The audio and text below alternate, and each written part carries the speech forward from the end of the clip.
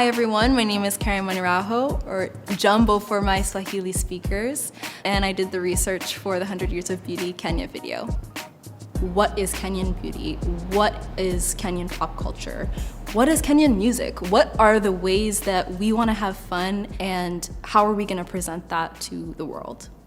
A historian that was talking about Kenya was saying it's impossible to describe the Kenyan woman because, first, in terms of so many different tribes, but also there is no one thing that makes the Kenyan woman, whether it's through politics, culture, or economics.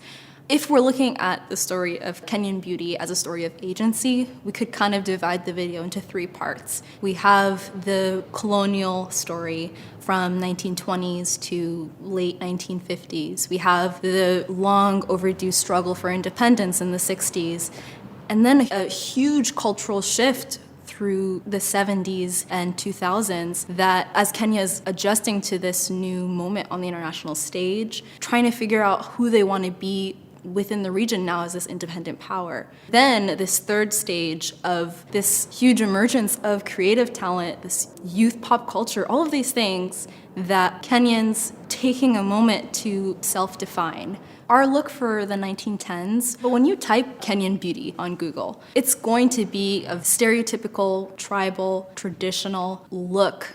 When British colonizers were coming into the region, these are the images that they perpetuated back home about what Kenyans looked like that continue today. What we see in the 1940s is a family portrait of a Nubian family in Kenya. So what we don't see in that picture is that a lot of Nubians came from Sudan to Kenya to work in the British Army during both World Wars. And when they came back from fighting, many of their rights to the land had been stripped away.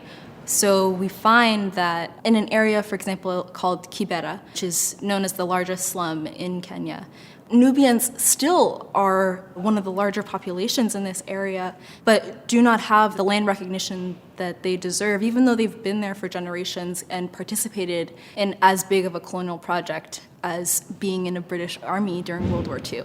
When you step away from it, I, as a researcher, come across this picture and I see that it represents a family that had land and political and civil rights taken away while this photo was taken. Moving into the 50s, we're coming into the second stage of agency. It's an interesting fact that I don't think gets talked about often. A man named Thomas Mboya, who was a political leader in Kenya, he went on to form the Kenyan African National Union, which was later prominent in terms of forming government post-independence. He worked with President John F. Kennedy and the African American Student Foundation to bring 81 promising students to the U.S. to be able to study at U.S. universities.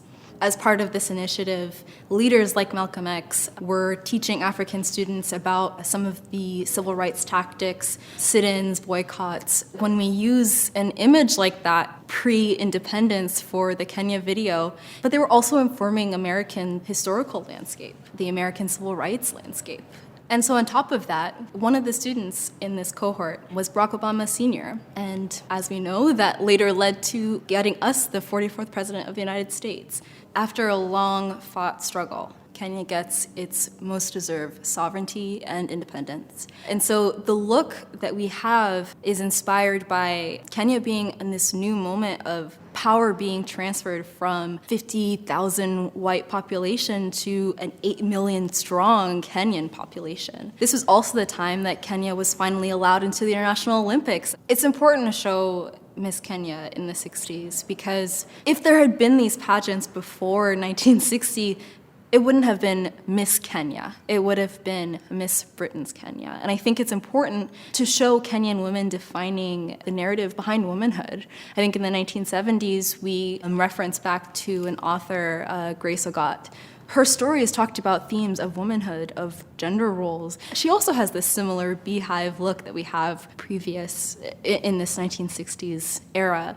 So for the 1970s, we pull a look from Kenya's First Lady, Ngina Kenyatta. If you look at the political activism that her husband went through even before he became the first president, that grace and style that we try to create a look out of for the 1970s was known throughout Kenya to the point that she's known as Mama Ngina. And so we end that second stage of this theme of agency we're talking about with the 1980s. It's based off of a look of an international model on an international magazine cover. So while it's critical that you have Kenyan women on this global beauty platform, she's still the muse of European designers such as Yves Saint Laurent, or on these runways of European magazine houses. From 1980s forward, we are informed by this huge cultural shift of the emergence of TV, the emergence of commercial FM radio, really setting off this stage of new producers, new musicians, new creative talent informing what is Kenyan beauty, what is a variety of sounds when we're thinking about Kenyan music, a variety of actresses, actors when we think about Kenyan film. So when you get to the 2010s, we use an image that's reminiscent of Lupita Nyong'o, a globally admired actress. It's crucial to end with someone like her because the whole point of this video is to show that there is no one Kenyan woman. Someone like Lupita is critical because as a dark-skinned, natural-haired actress, being treated as this darling across the fashion industry, the face of beauty campaigns, it's particularly important because if I were to ask a young Kenyan girl, name some famous Kenyan women that you think are beautiful, I'm sure that Lupita would come up. All of these cultural factors that we're talking about would make it possible for someone to be able to have multiple examples of what a beautiful Kenyan woman is. For someone like Lupita to be possible, you have to point to this history of trailblazing women that fought for the agency that she has today to be able to shape the conversation around beauty. So take the time to learn the history behind these images, because you're going to learn a lot more than you think. Thank you everyone for watching the video. Comment below if there's something new you learned, and I'd love to keep the conversation going.